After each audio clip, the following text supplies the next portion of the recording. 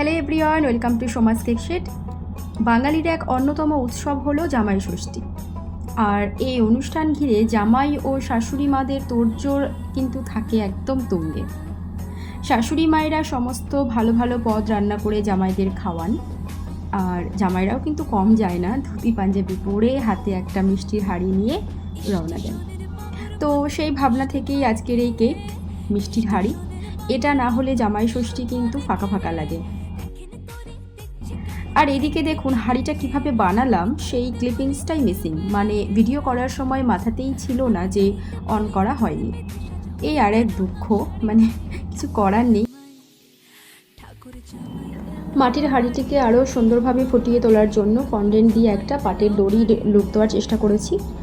আর এই হলো পুরো কেকটির ফাইনাল লুক। কেমন হয়েছে অবশ্যই জানাবেন। আর আপনাদের স্পেশাল অকেশনগুলোতে এইরকম স্পেশাল কেক নিতে হলে স্ক্রিনে দেওয়া নম্বরে বুক করতে পারেন।